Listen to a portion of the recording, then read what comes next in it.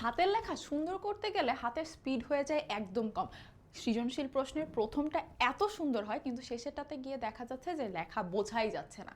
So এরকম problem আমরা অনেকেই ফেস করি, কিন্তু পরীক্ষার খাতায় আমি যতই পড়ে যাই না কেন, যদি সুন্দর মতো আমি যা জানি সেটা যদি অ্যান্সার করে না আসতে পারি বা খাতায় সব কিছু লিখে শেষ না করতে পারি, তাহলে কি হবে?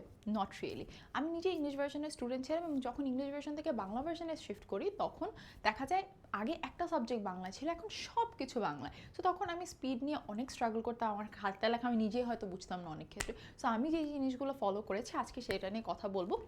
এবং এমনটাও না যে আমি খাতা লিখে পেজের পর পেজ 20 পেজ 30 পেজ লিখলেই যে আমি অনেক মার্কস পাবো, তাও কিন্তু না। সো আমার ট্যাক্টফুলি এমনভাবে লিখতে হবে যেন আমার হাতের লেখাটা দেখতে প্রেজেন্টেবল মনে হয়, একদম কম্পিউটার থেকে প্রিন্ট করা এত কিছু সুন্দর হওয়া লাগবে না, বাট প্রেজেন্টেবল মনে হয়। দ্বিতীয়ত আমি সব লিখে শেষ করতে পারি, এবং তৃতীয়ত একদম আননেসেসারি কথা দিয়ে না ভরিয়ে যাতে আমি সুন্দর মতো আমি যেটা জানি সেটা সুন্দর মতো উপস্থাপন করে আসতে পারি, অর্থাৎ যতটুকু লেখা দরকার ততটুকু যাতে সুন্দর মতো লিখতে পারি। তো আজকে সেটা নিয়ে কথা বলবো। সো প্রথমত যেটা জিনিসটা নিয়ে বলতে হবে সেটা হচ্ছে যে অক্ষর। আমি খুবই স্ট্রেট ফরওয়ার্ড ভিডিওতে ঢুকে যাবো, কারণ যারা এটা দেখছে আই এম অ্যাজিউমিং যে তাদের সামনে পরীক্ষা, তো পরীক্ষার মধ্যে ভিডিওটা তুমি চাইলে 2x দিয়েও দেখতে পারো। প্রথমত অক্ষরগুলো ঠিক করতে হবে। অক্ষরগুলো বলতে তুমি যে কোনো হাতের লেখা শুরু করার আগে অনেক ক্ষেত্রেই দেখবা, আমি যেমন আমার একটা টাইমে আমি দ লেখার সময় এভাবে লিখতাম। আমি কিভাবে শিখছি, আমি আমার ফ্রেন্ডদের থেকে ওদের হাতের লেখাটা ইমিটেট করার চেষ্টা করতাম, ওরা অনেক সুন্দর করে লিখতো এবং প্রথম দিকে আমি এভাবে লেখা শুরু করতাম, দ এভাবে লিখতাম। পরে আমি দেখলাম যে আমি এভাবে লিখতে গিয়ে আমার দটা মাঝে মাঝে এরকম হয়ে যায়। সো তখন কিন্তু আর দেখতে ভালো লাগে না। তো তুমি আগে অক্ষরগুলো ঠিক করো, এবং এখানে একটা প্রো টিপ বলে দিই, তুমি যখন অক্ষরগুলো লিখছো খেয়াল রাখবে যেন অক্ষর সবগুলো সেম সাইজের হয়। যেমন আমি যখন এটা লিখতেছি আমার স্মার্ট বোর্ডে লিখতে গেলে এখনও, ইনিশিয়ালি তো হতোই, ইনিশিয়ালি দেখা যেত আমি যেরকম লিখতে চাচ্ছি, কারণ আমি প্লেন সার্ফেসে লিখে আসতেছি, এখন ভার্টিক্যাল সার্ফেসে লিখতে হচ্ছে, আমার হাতের লেখা প্রায় হচ্ছে এরকম হয়ে যেত বা ইয়া হয়ে যেত। সো ওইটাও ধীরে ধীরে গ্র্যাজুয়ালি ইমপ্রুভ করছে। সো অক্ষরগুলো যাতে সব একই সাইজের হয়, এটার জন্য তুমি চাইলে ইনিশিয়ালি তুমি কি করতে পারো, একটা মার্জিন বা লাইন টানা খাতা ব্যবহার করতে পারো। লাইন টানা যে খাতাগুলো আছে সেটা ব্যবহার করতে পারো। এখন শুরু কখন করবে? এটা কি পরীক্ষার আগের দিন রাতে শুরু করবে না এখন থেকে শুরু করবে? শুরু করতে দেরি হয়ে গেছে? The best time to start anything is right now, সেটা যেই জিনিসই হোক না কেন। কারণ তুমি আজকে ভাবতেছো আমি কয়েকদিন পরে করবো, কয়েকদিন পরে করবো, এরকম করে পিছাতে থাকবে। এখন শুরু করার আগে তোমার কয়েকটা জিনিস মাথায় রাখতে হবে, সেটা হচ্ছে পশ্চার এবং তুমি কলমটা কিভাবে ধরছো। আমি একটু কাছে এসে দেখাই আমি কিভাবে ধরতাম।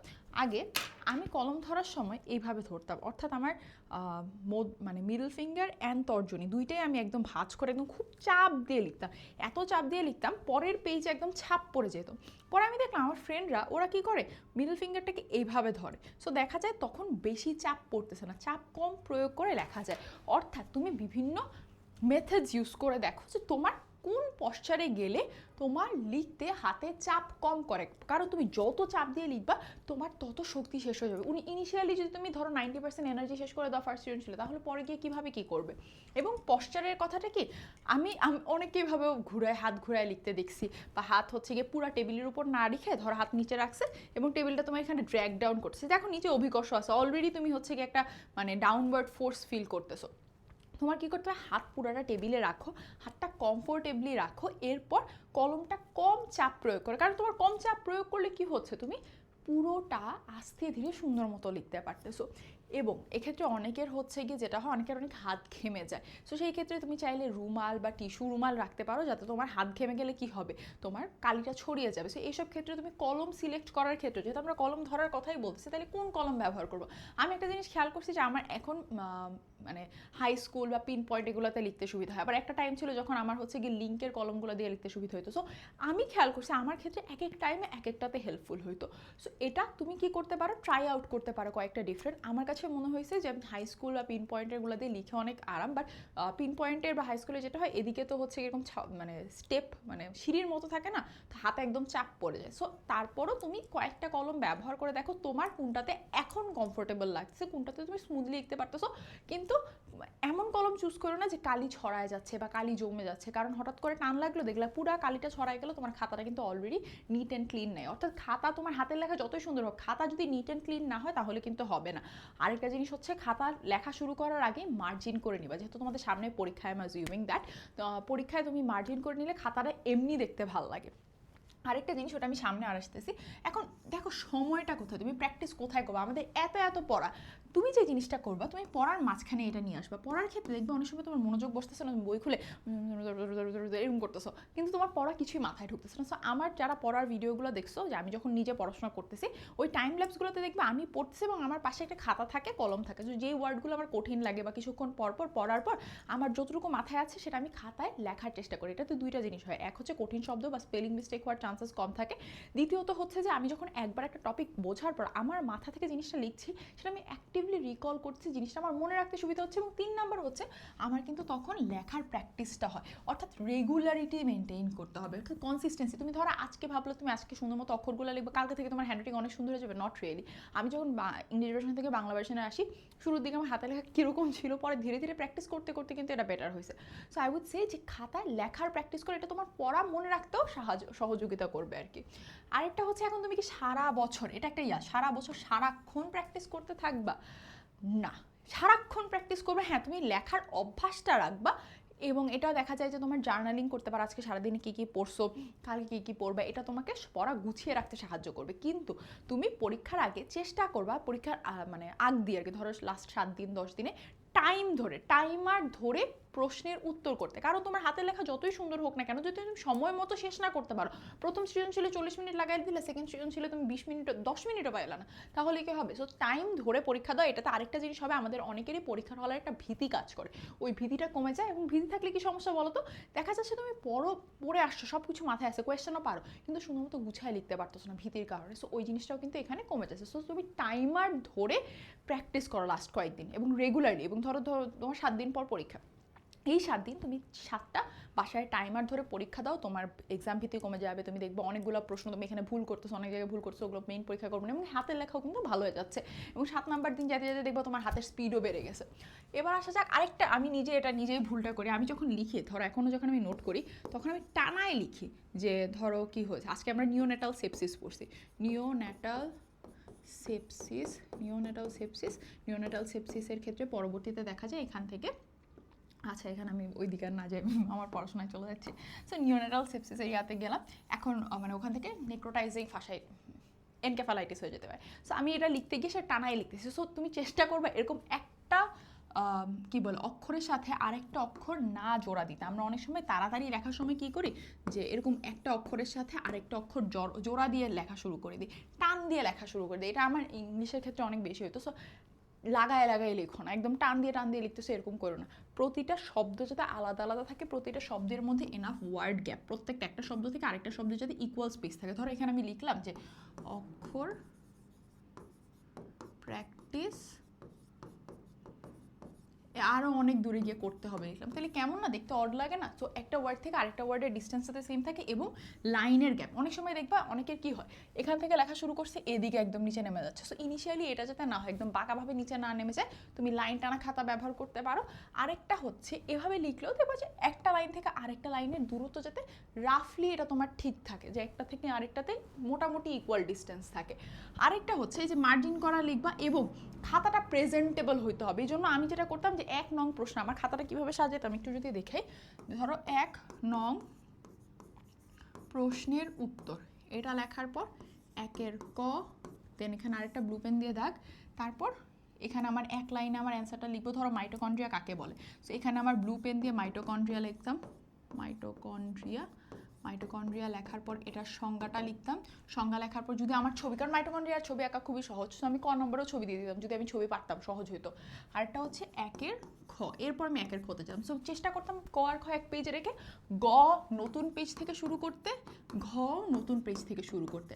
আরেকটা জিনিস আমাদেরকে, এটা আমাদের ক্লাস 5-এর এক ম্যাম বলছিলেন, ধরো এটা হচ্ছে তোমার পৃষ্ঠা, আমরা কী করি অনেক সময় লিখতে লিখতে একদম লাস্টের এতটুকু অংশ জায়গা রাখি না, চেষ্টা করবে লাস্টে 1 লাইন বা 2 লাইন মতো গ্যাপ রাখতে, তাহলে খাতাটা দেখতে সুন্দর দেখে। এবং 1-এর ক 1-এর খ, আমি মেডিকেলে যখন লিখি, আমি 1A 1B এভাবে লিখি, তাহলে টিচারের জন্য খাতা দেখাটা সহজ করে দিতে হবে, খাতাটা প্রেজেন্টেবল রাখতে হবে। অনেকে বলো ব্লু পেন ইউজ করলে কি মার্কস কাটা যায়? আমি বোর্ড পরীক্ষা, মেডিকেলের এতদিনের পরীক্ষা, আমি এখন 5th ইয়ারে উঠে গেছি, সবগুলোতে দিয়ে আসছি, আলহামদুলিল্লাহ স্কলারশিপ পাওয়া, অনার্স পাওয়া, সবগুলোই মানে পাইছি আলহামদুলিল্লাহ। সো মার্কস কাটে না, জাস্ট টু সে দ্যাট। আচ্ছা, আরেকটা বিষয় হচ্ছে যে খাতাটা গোছানোর জন্য আরেকটা ইম্পর্টেন্ট, আগে চিন্তা করে লেখো। এটা আমি মেডিকেলে আসার পর অনেক রিয়েলাইজ করছি যে আমি অনেক তাড়াহুড়া করে লিখতে গিয়ে কী করি, 2-3 লাইন লেখার পর মনে হয় আরে ওই জায়গায় এটা আগে বসানো উচিত। সো আগে চিন্তা করো কোন টপিকটা আসে, তুমি এটা কীভাবে লিখবা। চেষ্টা কর। আরেকটা কাজ করতে পারো কি, তুমি তোমার খাতার একদম লাস্টের পেজটাকে, আমি ম্যাথের ক্ষেত্রে এটা করতাম, ওটা আমার রাফ উপরে বড় করে রাফ লিখে ওখানে আমি ধরো সব অঙ্ক করতাম, সব অঙ্ক আগে একবার প্র্যাকটিস করে দেন লিখতাম। তো তুমি চাইলে একটু পেন্সিল দিয়ে রাফ করে নিতে পারো। আচ্ছা প্রথমে হচ্ছে গিয়ে আমি কী লিখবো, সেকেন্ড পারে আমি কী লিখবো, মাথায় সাজায় নিতে পারো, বা পেন্সিল দিয়ে এক সাইডে সাজিয়ে নিতে পারো, এরপরে লেখো। সো আগে সাজায় নাও, এবং এইটার প্র্যাকটিসটা না তোমার আজকে থেকে শুরু করা উচিত। তোমার যেই পরীক্ষা আজকে থেকে শুরু করা উচিত। কেন? তুমি এখন থেকেই তোমার যে কোনো, তুমি যেই পরীক্ষায় দাও না কেন, ওই পরীক্ষায় বিগত বছরের যে প্রশ্নগুলো আছে, বিগত বছরের প্রশ্ন, ওই বিগত বছরের প্রশ্ন থেকে কমন টপিক দেখো। এই যে আমরা মেডিকেলে পড়ি না, আমাদের মেডিকেলেরও কিন্তু ওই কমন টপিকগুলো আমরা বেশি এমফেসিস দিই পড়ার জন্য, কারণ ওখান থেকে প্রশ্ন আসতেছে কেন, কারণ ওই টপিকটি গুরুত্বপূর্ণ। সো তুমি গুরুত্বপূর্ণ টপিকগুলো তোমার পরীক্ষায় আসলে তুমি কিভাবে সাজিয়ে লিখতা, পড়ার সময় ওইটা মাথায় সাজায় না, এবং তুমি একটা খাতা রাখতেছো না পাশে, ওই টপিকটা পড়ার পর খাতার মধ্যে জাস্ট শর্টকাটে লেখো যে তোমার পরীক্ষায় ওইটা আসলে তুমি কীভাবে লিখতে। তাহলে ওই সেম জিনিসটা যখন পরীক্ষায় আসবে তোমার জন্য লেখা সহজ হয়ে যাবে। জিনিসটাকে সহজ করে ফেলতে হবে। তুমি একটা প্রশ্ন 20 পেজ লেখো, কিন্তু এটা যদি স্ট্রাকচার্ড না হয়, যেই জিনিসটা প্রশ্নে চাইছে সেটা যদি লিখতে না পারো, তাহলে কিন্তু তুমি মার্কস পাবা না। এবং গুছায় লেখার আরেকটা সুবিধা হচ্ছে এখানে তোমার কাটাকাটি কম হবে। কাটাকাটি বেশি হইলেই কিন্তু খাতাটা যদি অগোছানো হয়, নিট অ্যান্ড ক্লিন না হয়, তাহলে কি দেখতে ভালো লাগবে? এবার আসা যাক ট্রিক্স। মার্কস ভালো পাওয়ার জন্য কিছু ট্রিক্স আছে। যেমন ধর বায়োলজির ক্ষেত্রে আমি মাইটোকন্ড্রিয়া প্রথমে লিখলাম, মাইটোকন্ড্রিয়ার একটা ছবি দিয়ে দিলাম। নিউক্লিয়াস কাকে বলে, নিউক্লিয়ার মেমব্রেন কাকে বলে, আমি মেমব্রেনটা এঁকে, নিউক্লিয়াসটা এঁকে মেমব্রেনটা মার্ক করে দিয়ে দিলাম। সো ছবি দিলে বায়োলজিতে মার্কস এমনি বেড়ে যায়। দ্বিতীয়ত হচ্ছে ম্যাথসের ক্ষেত্রে, এটা আমাদের ম্যাথ স্যার বলছিলেন 9-এ থাকতে, যে তোমরা যত দেখা যায় অনেক অঙ্ক করে নিচে আমার অ্যান্সার, ধরো 3টা অ্যান্সার আছে, সো স্যার সবসময় বলতো যে নির্ণেয় সমাধান, এখানে আমার এটা না দিলে স্যার সবসময় মার্কস 1 মার্কস কাটতো। নির্ণেয় সমাধান বা নির্ণেয় উত্তর লিখে অ্যান্সারটা লিখে স্যার বলতো আইদার তুমি এটা লিখবা আর নাহলে বক্স করে দিবা, যাতে টিচারের জন্য খাতা দেখাটা সহজ হয়ে যায়। তুমি ধরো অনেক হিজিবিজি করে অঙ্ক করলে বা যতই করলে, শেষে গিয়ে তোমার অ্যান্সারটা মিললো না, বা অ্যান্সারটা কোনো এক চিপায় লুকায় আসে। আমাদেরকে ফিজিক্সের ক্ষেত্রে স্যার এটা বলতো, আমরা যখন কলেজে পড়ি, যে দেখা যায় 3টা ডিফারেন্ট অ্যান্সার আসছে, তুমি 3টা ডিফারেন্ট জায়গায় এটা লিখছো, বক্স করে দাও, টিচারের জন্য সহজ হবে অ্যান্সারটা পাওয়া।